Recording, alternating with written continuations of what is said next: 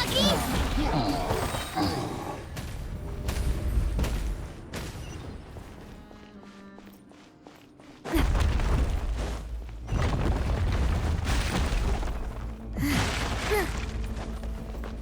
It seems we're almost at the top. Keep it up!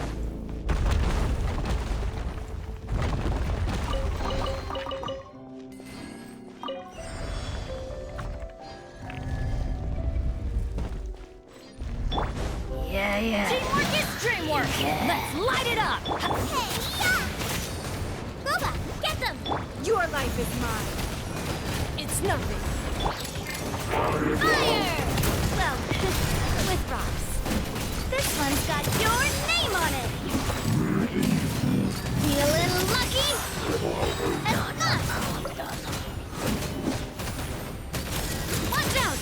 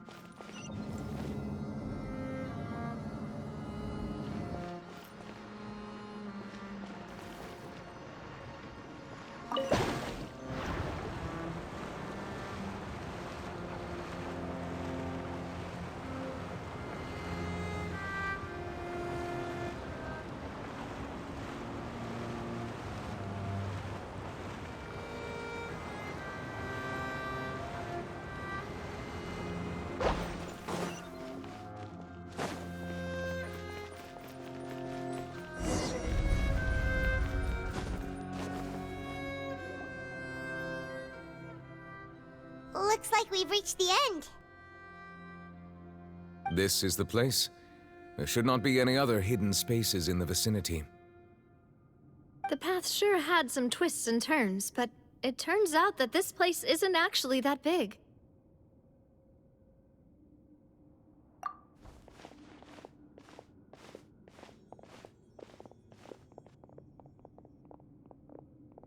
Stone slates.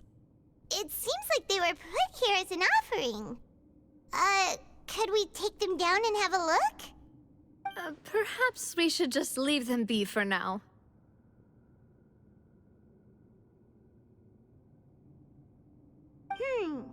There are 4 locations in total, but only 3 stone slates. The slate that should be in the first empty spot is missing. The surrounding walls also show signs of damage. There's something written below. Let Paimon see. Reason dictates that this nation be destroyed. I shall record the history of its future here in its past. Say what? It feels like someone left these slates and these words here for a purpose. But does he mean that Fontaine should be destroyed? That would fit the circumstances dictated by the prophecy, yes. Indeed, the slate's contents correspond to it. Take the second slate, for example. There's a person kneeling here. She seems so dedicated. And there's a whole bunch of other people behind her doing the same. She's facing this... what is this? Some kind of island in the sky? And is that Lady Farina in the third image? Did the Hydro Archon fall into the water? And is that a ring of people around her? Paimon doesn't quite get it. Are they all in the water? The fourth image. I know this one. This exactly matches the content of the prophecy. The people will all be dissolved into the waters, and only the Hydro Archon will remain, weeping on her throne.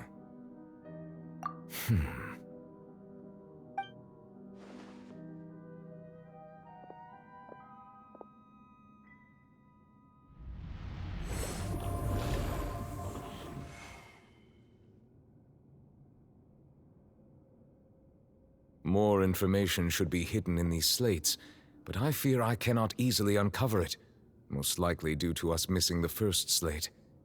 I am very sorry. Don't blame yourself, Monsieur Neuvillette. Deciphering ancient stone slates isn't one of your duties. Ooh, Paimon's getting the chills just looking at these slates. This says that it's the history of the future, right? That means the prophecy's sure to come true. I really hope it doesn't mean that. Still, Paimon feels like these images are kind of weird when you look at them together.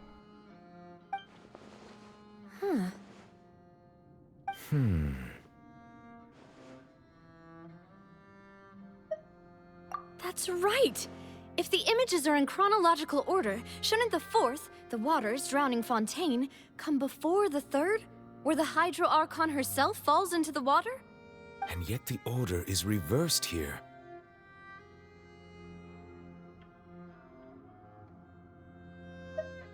If we go by timing, Lady Farina only emerges in the third image. That means that the person in the second image might be the previous Hydro Archon. Egeria, then. I had never met her, but her appearance here does match the records. The previous Archon kneeling before the floating island in the skies, as if confessing a sin. Did she herself commit that sin? And if not, why would she be in such a posture? Also, I'm still wondering why these ancient stone slates are here at all. Judging from their contents, could this place be the origin of the prophecy? Does that mean that someone, or some people, once saw these slates? But who would have created these slates and left these words here?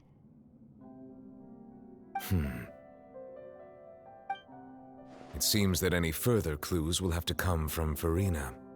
In that case, there's no time to lose. There's nothing else to be gained here, so let's head back first. Yeah, we better get somewhere safe for now.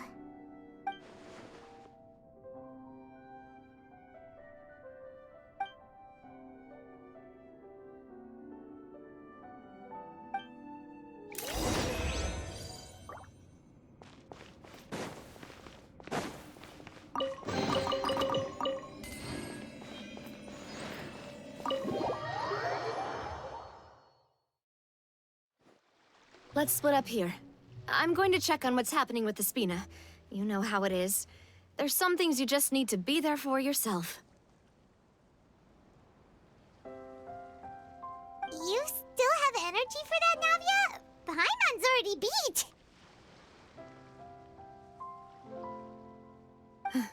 Just head back to the Fleuve Cendre and have a rest then. Thanks for keeping me company all this time. I'll depart as well. Thanks for your hard work today. Rest well, everyone. Traveler, I will go talk to Farina tomorrow morning to ask about the stone slates. I'm sure that you're concerned about this matter as well.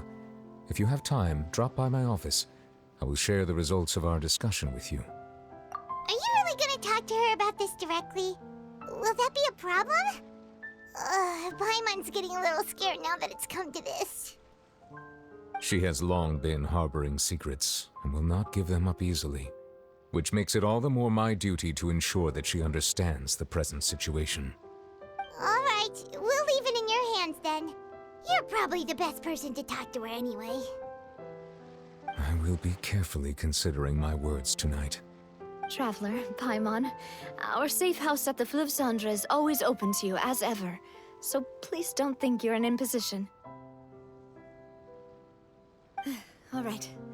I'll be on my way then.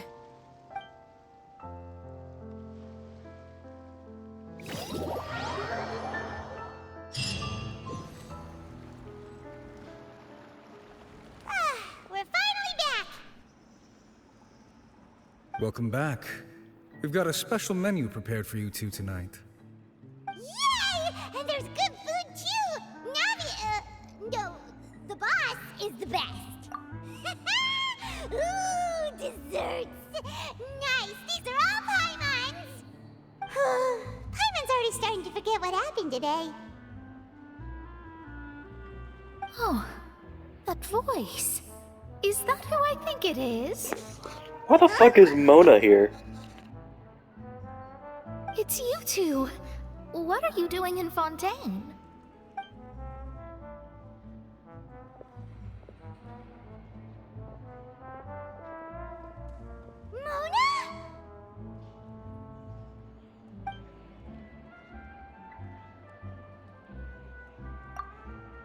seriously, nobody just uses a scry glass whenever they've got time to just see who they'll meet on the road. Still, we didn't expect to see you here. Wait, you're not a Fontainian, are you, Mona?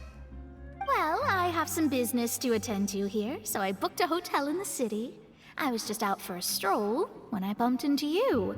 Quite unexpectedly, if I might add. Why did you think I was from Fontaine, though? Is that because Magistus doesn't sound much like a Mondstadter surname?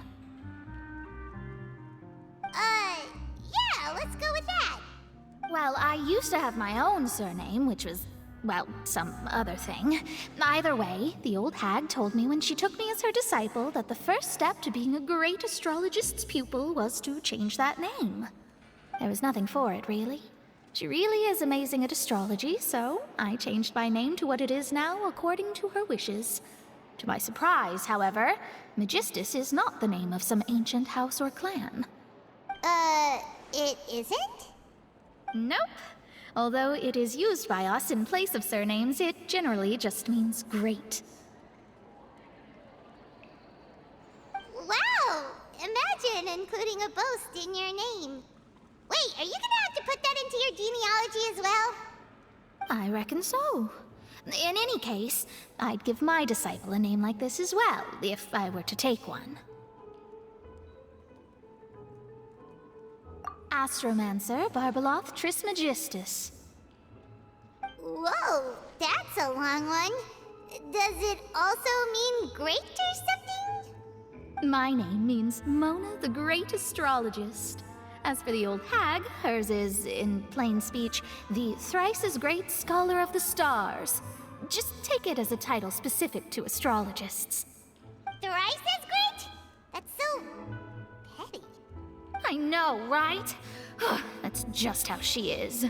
She used to call herself Magistus, actually, but when she took me in, she changed her name to Trismegistus. Talk about excessive. Magistus is thus the calling card of our school, so to speak, which makes it about the same as a surname. It's all right if you don't get it. You can look into it further should you need to study astrology more deeply. That sounds terrible! But anyway, you're not Fontainian, are you, Mona? You're from Mondstadt, right? Well, I was born in Mondstadt, yes.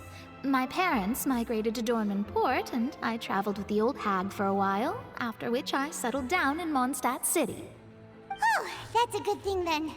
At least we know you won't be dissolved by Fontaine's waters.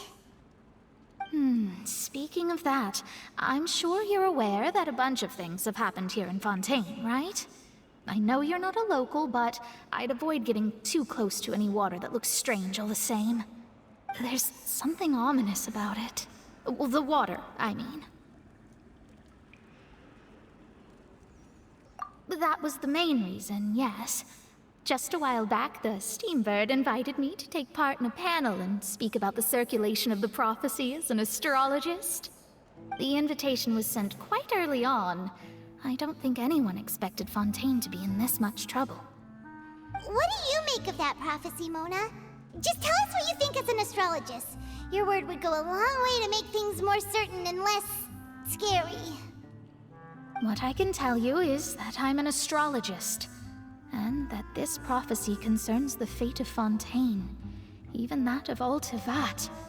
Ascertaining this is akin to reading the fortune of the whole world. I'm afraid that this is not something that just anyone can do. If I could do it, you would no longer call me an astrologist, but a visionary.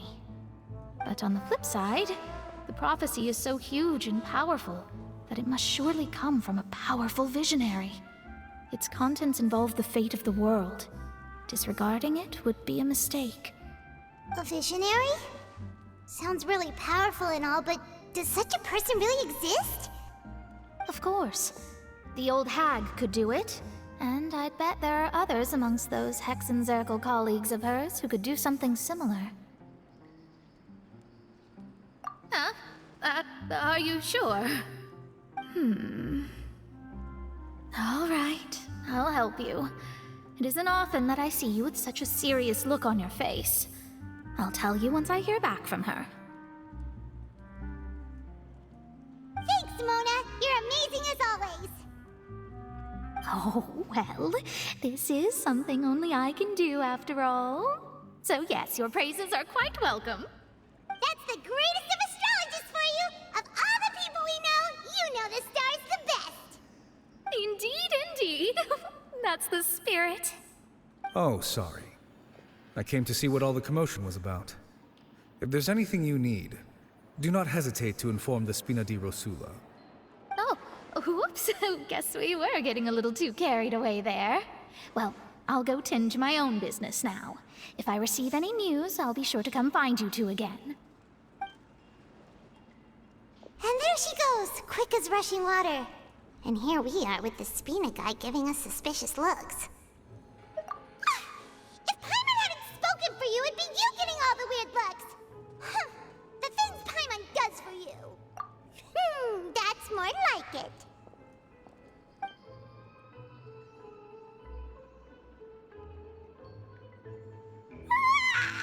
Good morning. To be honest, Paimon's still feeling kind of sleepy. But it's time to get up, Traveler. We agreed to go see Neuvillette, so let's pack it up and get going.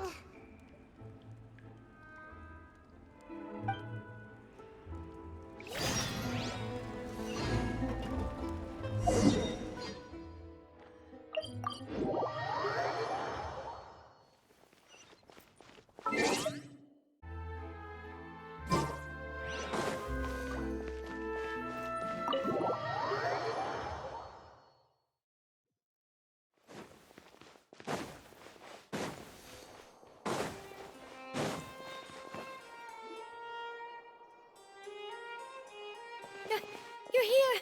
Finally! Is something wrong? Monsieur Neuvillette and Lady Farina, they seem to have gotten into a dispute. Please go see for yourself.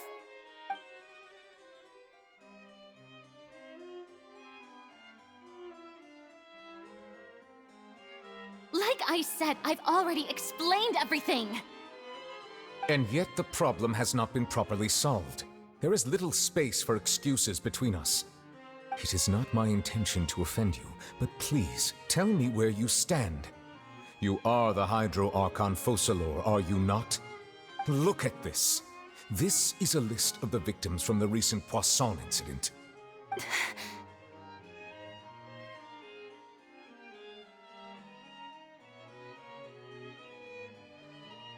You mean... they're all... We did not arrive in time to avert this disaster, and I will not have it happen again. I will say this once more. You must tell me everything you know. Yesterday, I found 3 stone slates in some ancient ruins near Poisson. Do you know anything about those? Seriously? You're questioning me like this is a court case now. I don't know anything about that. But you found them in some ancient ruins, you say? That's correct, which is why I came to ask you some questions. There should have been 4 slates, but one of them was missing. The other 3 feature different images that seem to correlate to the prophecy. The prophecy? The second of these slates depicts the previous Hydro Archon Egeria kneeling before a floating island in the sky, as if confessing something.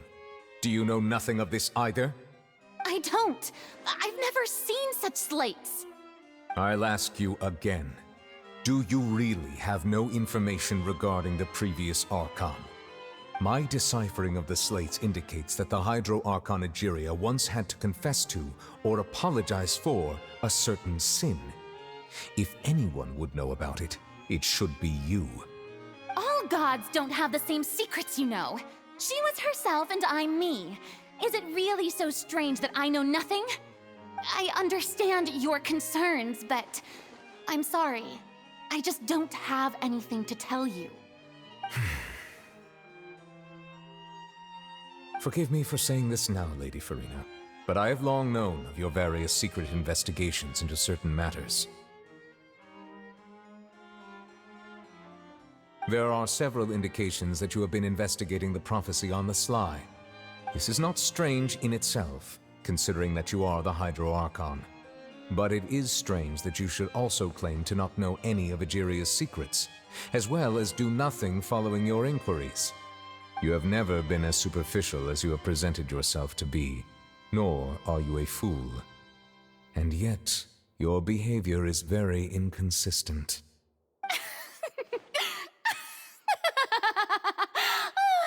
So you've been watching me all this time, have you? I didn't think you were that type. You... Well, since you know about my secret investigations, then you should know I'm actually working to take care of it. There's no point questioning or suspecting me. You're the Eudix, but you're still my subordinate. You should be following my lead. Just trust in me, you're Archon, and do as I say.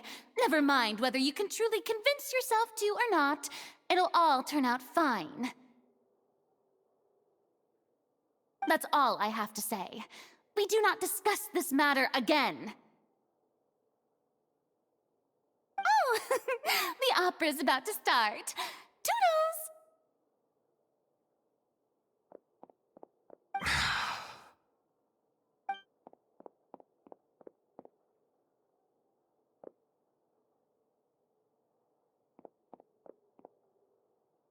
Did Farina not notice us standing by the door?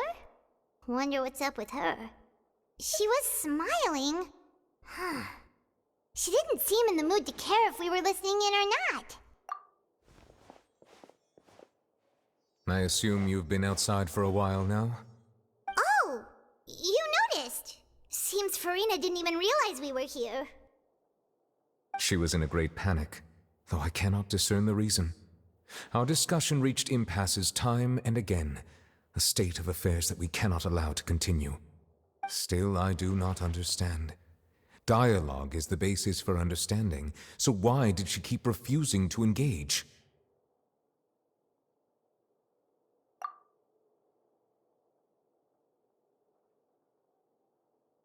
Everyone in her inner circle has noticed that she is hiding some secret. The issue is her attitude. I fear that she will not reveal anything unless absolutely forced to. We may have to create a situation in which she will have no choice but to speak. Oh? Like what? Normally, people will only reveal the truth when standing trial. Perhaps we must have the Hydro Archon experience just such a scenario. But Farina's seen so many trials, and she's really good at dodging questions. How do we make sure that she won't just slip away at the first chance she gets? We will need to consider this thoroughly, join forces with various parties, and then do what we can. If at all possible, I would prefer to recuse myself from this affair, but we must prevent the prophecy from coming to pass. This may be cruel to her, but all Fontaine is in crisis. The information a god possesses is too precious, and so we must take a chance on this. But who will lend us their aid to do such a thing?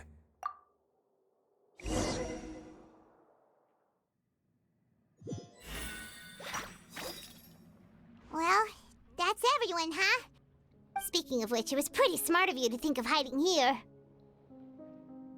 Poisson was just involved in a disaster, so it's presently devoid of people. That naturally makes it the best choice. And here you are drinking tea like it's the most natural thing in the world, huh? That's what families should do. Sit and enjoy a leisurely time together. It's nice to enjoy tea here, you know? Care for a cup? Lend me your ears, everyone. Or perhaps one of you might like to start us off. How about you, friend? Me? No, I don't think I can. Then, how about you, good sir? I fear that I will cause the mood on this boat to become as somber as it is in court. Well then, I guess we're lucky we've got a local like me to organize things. Wonderful, the spotlight at last. I guess I'll be facilitating things from here. That was a little long-winded, don't you think? Oh, you might be right.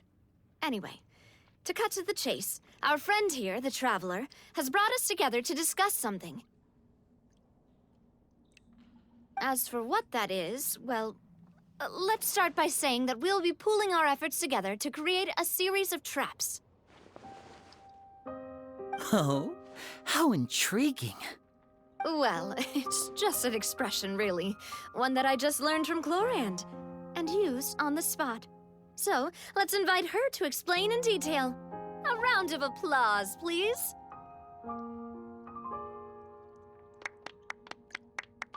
Huh? Didn't you say that you would be facilitating this? Oh, come now. Your work doesn't involve much public speaking, right? This is a good chance to practice. You might even pick up some fancy oratory tricks to impress your boss with in the future. I see. And what does my boss say? He is glad that you consider him your boss. Do go on.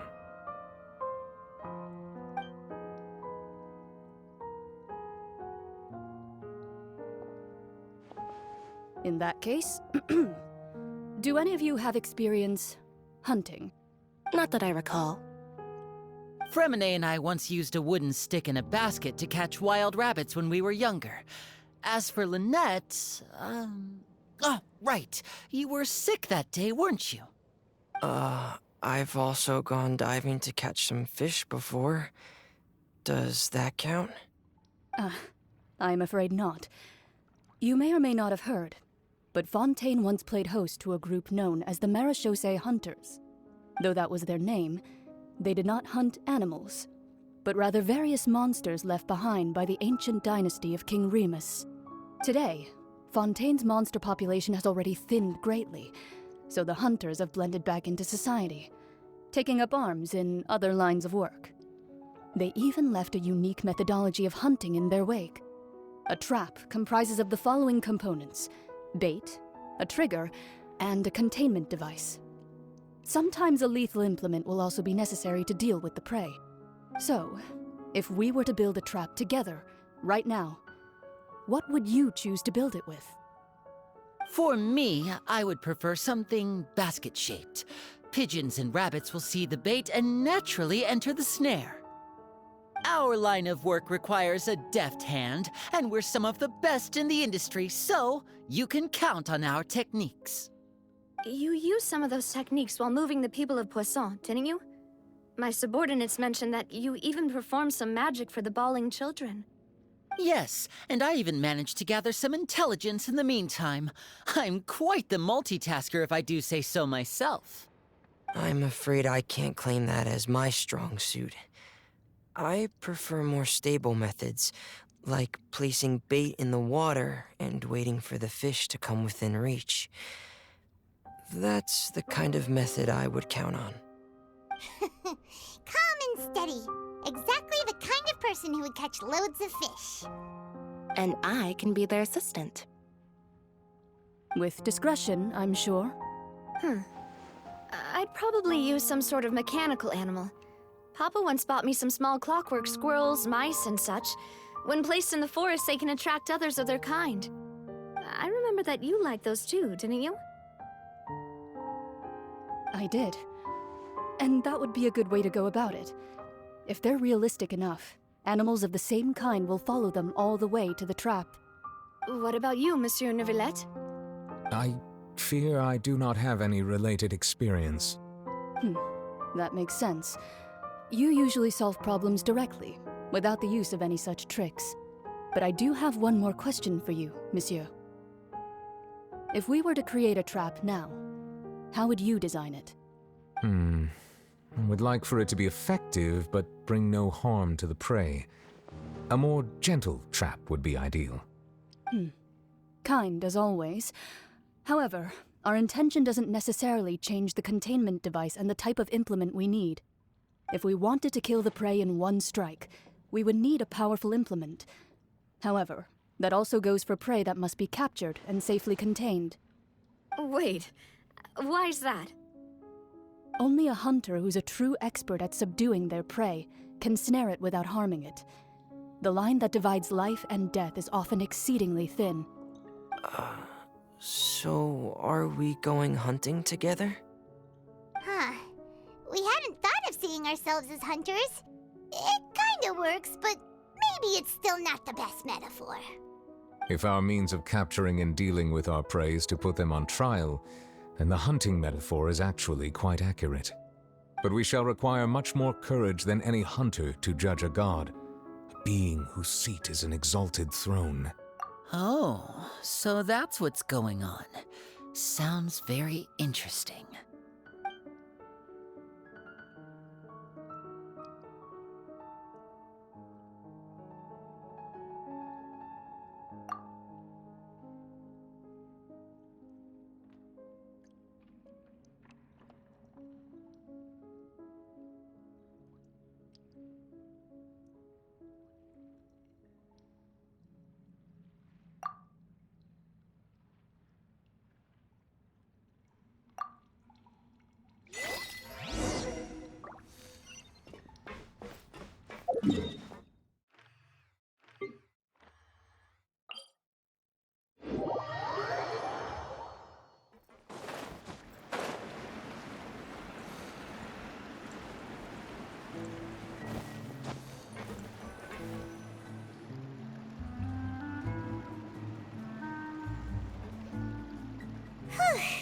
It's been a tough few days, hasn't it? So much has been happening. Paimon didn't think the meetings would go on for so long, but everyone seemed pretty fired up, huh? Paimon thought they'd be at least a little frightened. Well, Fremine was, now that Paimon thinks about it, but everyone else just looked a little surprised. Well... It's hard to say. Paimon doesn't have any experience with this sort of thing. But with you around, Paimon sure will do great. After all, you're the most reliable person in the world, aren't you? Did you just pour some tea? Paimon didn't notice you doing that at all. Then what's that? Paimon's never seen that cup before. Don't be frightened. I'm just joining you two for tea. I merely refrained from saying anything till now. Who's that voice? But there's no one here. Ah, have you forgotten me already? Wait, you are familiar. You're the voice we heard from the sky in Sumeru. The voice from the sky, I fear that description is wrong. Though, not completely wrong. You're feeling lost now, just as you were feeling previously. I sensed that confusion and thus came to you. Guiding people is an irresistible hobby of mine, after all. Consider me a passerby, just accepting a commission from my friend's disciple on a whim. The prophecy. Yes, what has been prophesized will be fulfilled. You may view such things as the history of the future. What? Then is there any way we can stop it? I believe you have witnessed a failed attempt with your own eyes. Can everything in Teyvat so easily be changed? So you've caught on. Just as prophecies are usually only the future as seen from the perspectives of the gods, could things be happening in hidden corners where the gods' gaze does not fall? Are the things that you shall see different from the fate that the gods perceive?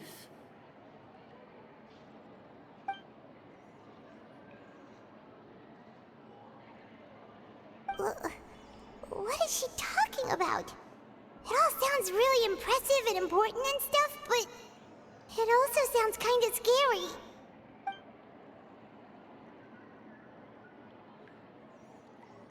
I believe that you understand, right? Some things are insignificant, but others you must reach out to change. Ultimately, fate shall serve as your only guide, no matter what will happen in Teyvat's future. All you need to do is to play your part. This was good tea, by the way. Thank you for your hospitality. Well, that'll be all for today. The voice. It's gone.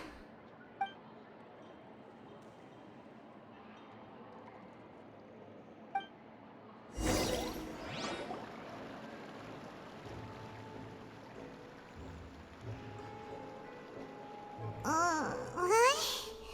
I want to hear someone talking. All right, coming. Hey, it's you who's getting lazy, okay? Well, I see I've walked in on some lively banter. Mona! Fine, just fine. I went to take part in that Steambird panel. It turned out to be more interesting than I expected. Not all Fontainians are pessimistic about this. One journalist mentioned that sitting around and waiting for the end to come would be wrong, and that they should make their own rescue preparations. I agreed, so we had a brief chat with her. Did she have pink hair by any chance? Why, yes, it was Charlotte. I assume you've heard of her, no? That daredevil journalist? I'm in full support of her view. Prophecies are very important, but how can people allow their lives to be commandeered by just a few words? That's right! Paimon's glad to hear something sensible for once. Ah, yes. About what we had discussed before. I did try, but I'm afraid I couldn't reach the old hag. I'll try again tonight, but I wouldn't get your hopes up.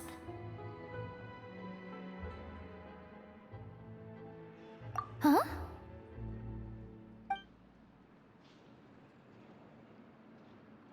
Goodness gracious. Are you serious?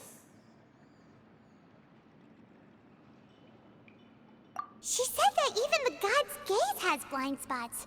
Pretty bold if you ask Paimon. Most people would believe the gods to be all-knowing, right? The Hexen Circle members are certainly anything but ordinary. As for the mage named N, the old hag has mentioned her a few times. She said that N's sense of direction is incredible, and that she loves guiding those who are lost. But I've never met her, and if she were still alive, she'd be... Well, suffice it to say that the hag's at least a few hundred now, and N's been around for longer than that. Whoa, the Hexen Circle sounds like a scary group. But they must really stay in shape to live so long. Their abilities alone are pretty terrifying. If she came to see you personally, then the problem you're facing must truly be of great importance. Well, it's not like Paimon could understand anything she said. Yes, she was quite cryptic, but I suspect she means that there is still a way to turn things around. She didn't say when or what that would be, though, so... Perhaps it is something that you cannot know right now.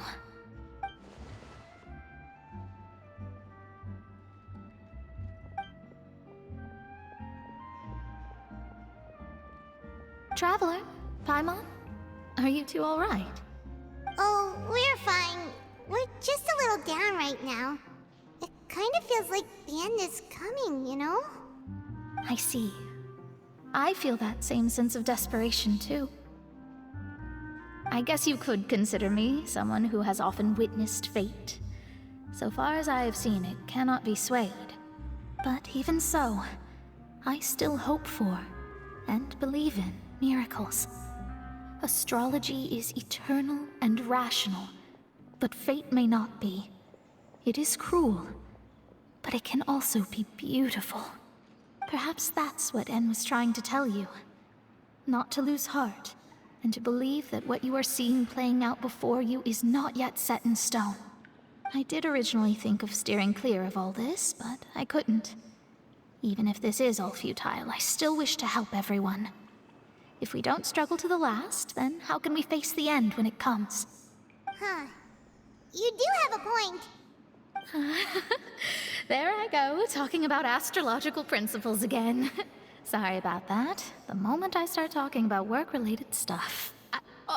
I need to get going.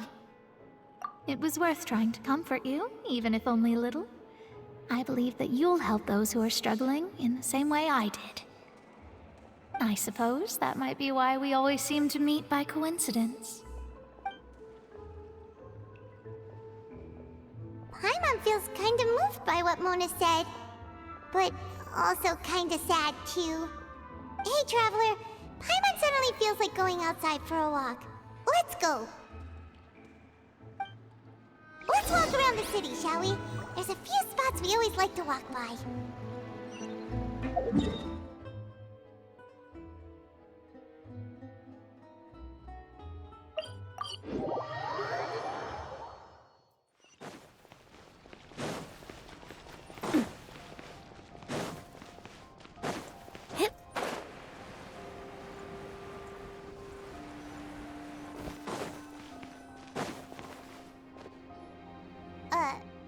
Huh? Our names are written in this newspaper. What's going on? Let Paimon see! The underwater stronghold, the Fortress of Meripede, has continued in its noble autonomy, but that does not mean that others cannot interact with it. My recent attempts to enter the fortress bore little fruit. Huh. Guess Charlotte still hasn't given up on that. Thus, did an Outlander friend become the focus of this report, a blonde adventurer with their white fairy legends trailing in their wake. It is said that this mysterious traveler once visited the underwater fortress. So while the fortress's interior remains a mystery behind closed doors, do not fear, for the tales of the traveler contain surprises in spades. Journalist Charlotte's biggest scoop yet, the Traveler's Trail, World Walker. Huh. Charlotte took so many awesome photos of us and we never even noticed her! She hasn't been able to get a hold of anything at the fortress, so since we're easier to find, she's using us as the subject matter instead? Ugh, seriously? Well, fine. Those headlines and photos do look cool, so Paimon will forgive her this time.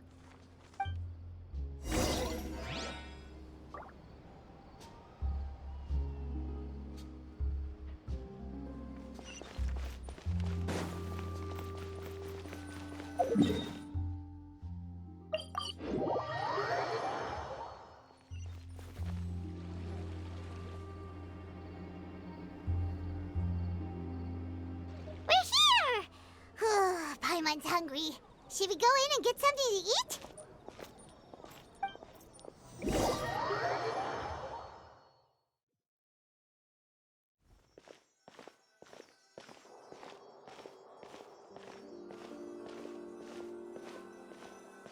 Hey, quick!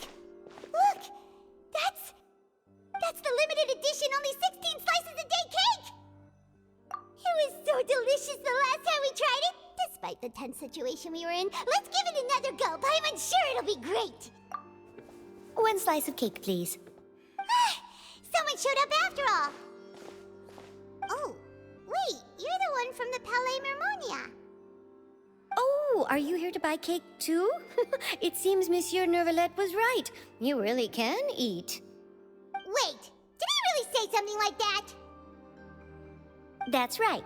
Even he has his own preferences when it comes to food. As for me, I love the cake and coffee here. Do you come here often? Usually every day. Every day? It's part of my daily schedule, apart from work. I shall have my cake and coffee. Then what if someone told you one day that this place would be closing soon, and you wouldn't get to eat cake here anymore? What would you think? But why would it close? Well, Paimon doesn't know either, but maybe the waters will rise tomorrow. You know, like in the prophecy. Oh, the prophecy.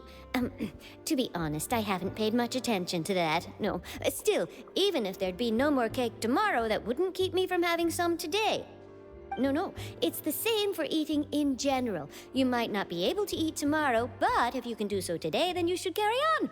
That's what people call living, you know. Huh. Don't be sad. Excuse me, could I have 2 more slices of cake to go? These 2 slices are for you. Sijuin said that this kind of expression you're making is what humans call being sad. Oh, you know Sijuin?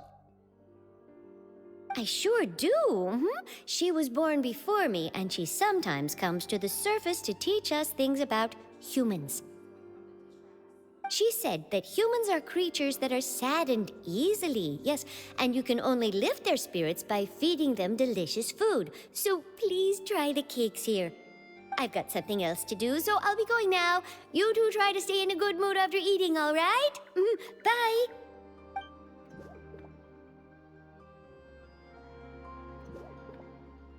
And there she goes.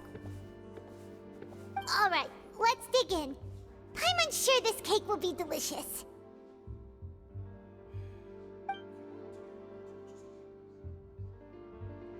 It's more delicious than last time, and the flavor gets even better with a sip of tea. It sure would be nice if we could come again tomorrow. Sure would be nice if we could always eat delicious food here.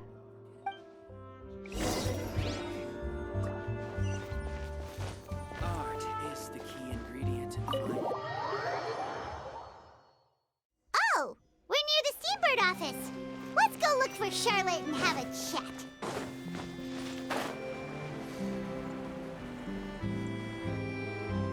Wow! If it isn't the Traveler and Paimon! Oh, have you seen the article I wrote about you? Ha! You've got some nerve! You just used us to make some quick mora! Oh, you needn't worry about that. I heard that you were in Poisson some time back, so I sent you a letter to discuss just that. It appears you didn't receive it, though. It's all right, though. I've set aside the amount intended for you. I've even set the table with some food.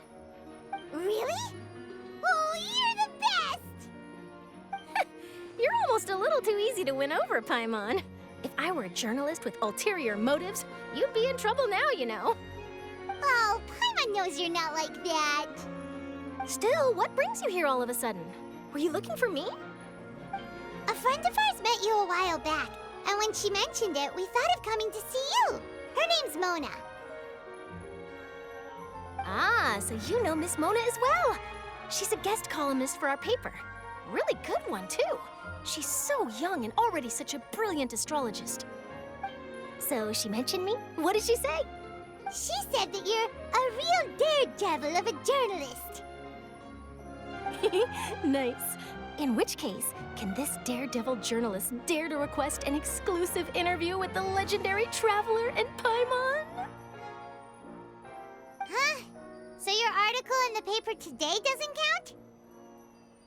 Oh, of course it doesn't. That was more like live photography. What I'd like to do is dive deeper and ask you to talk about the things you've seen and experienced.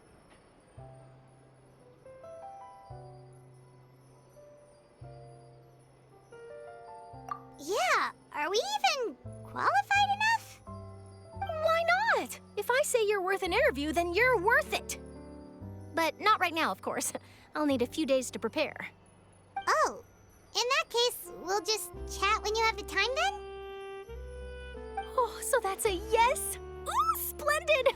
I'll tell the editor-in-chief immediately. I'll have to apply for lighting, a venue, some props, and... Whew, so much to get done now. Talk to you later. Wait, Charlotte, Paimon's still got a question for you. And what's that? If, just for example, Fontaine were to be flooded tomorrow, what would you do today? Huh, that's the prophecy you're talking about, isn't it? I mean, I do hear about it often, but I've never once thought that the day could be tomorrow. If you're seriously asking, then I might try and think of a way to leave Fontaine. Oh, but I'm still a journalist first and foremost. That means I have a duty to be reporting from the scene. And secondly, I wouldn't forsake my homeland that easily. From what I've seen, most people don't know what they'd do should the worst come to pass. In truth, it might be better just to behave like normal rather than worry over such an end. So in all likelihood, I'd probably still be prepping at the office for that interview of ours. I know what you're thinking. That sounds a bit sad, but I've always believed that it's best to do what you enjoy. Just think about it. If this nation really were to be suddenly destroyed tomorrow, but I still successfully finish an exclusive interview with a truly unique person, then the story I would wind up writing would truly be timeless. And then do you know what I'd do? Well, I'd write that story, send it for printing, and use messenger pigeons to get copies out to the various nations as soon as possible. I'm not a dreamer, nor am I a workaholic, but I do love my job, and I'd be proud of leaving such an article behind. I guess you could say that I was born to be a journalist. But anyway, that's my answer. And on that note, I'll get back to my preparations. That's so nice. All of a sudden, Paimon actually kinda envies her. Anyway, let's go and take a look at the sea, shall we?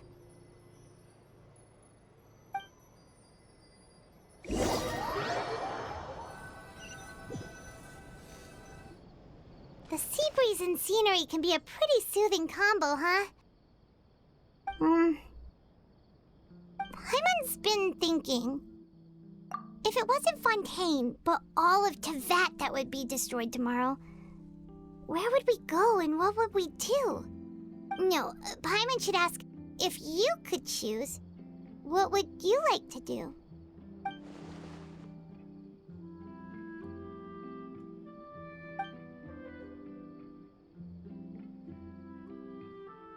We've always been moving to the next destination, so we haven't spent much time thinking about these kinds of things. We didn't have to either, with us always being on the road and whatnot. You mean, still traveling? Huh. Wait, isn't that what we've always been doing?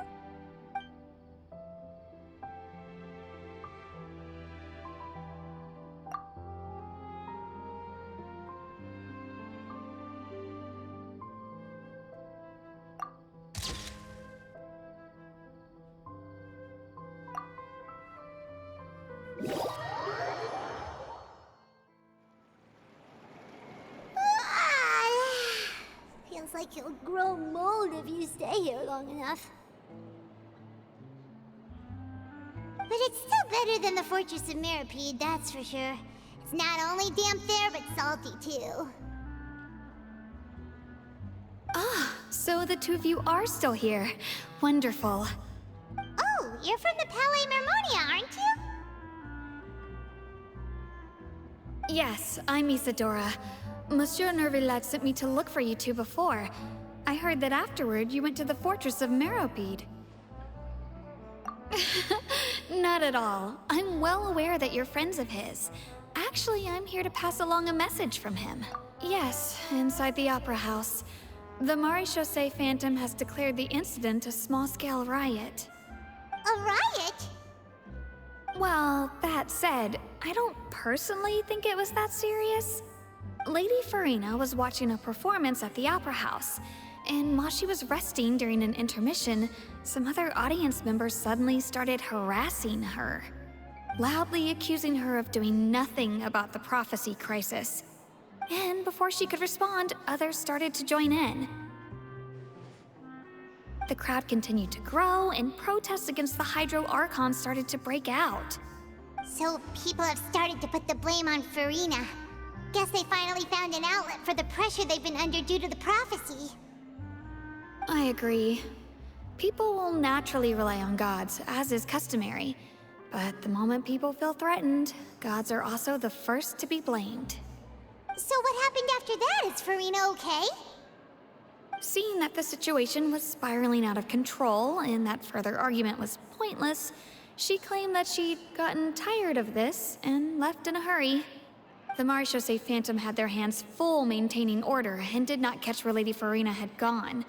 Only when things had stabilized did we realize that she had gone missing. So, you mean she's still missing? That's right. The Maréchaussée has dispatched many people to search for her, but we don't have any leads yet. That said, I don't think there's much to worry about. She is a god after all. Even if she were to fall into the hands of rioters, what could ordinary people do to her? Good. Monsieur Nervillet sent me to tell you about the situation, but he didn't say anything else. Don't worry, this is more than enough to go on. Thanks for keeping us informed.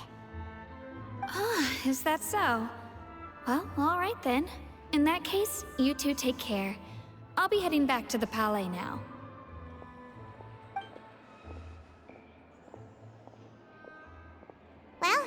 we should hurry over to Poisson then. If we know Farina, she won't try to fix things in this situation. Instead, she'll look for a place to wait out the heat. And, as we also know, she may be loud and dramatic, but she doesn't have a heart of stone.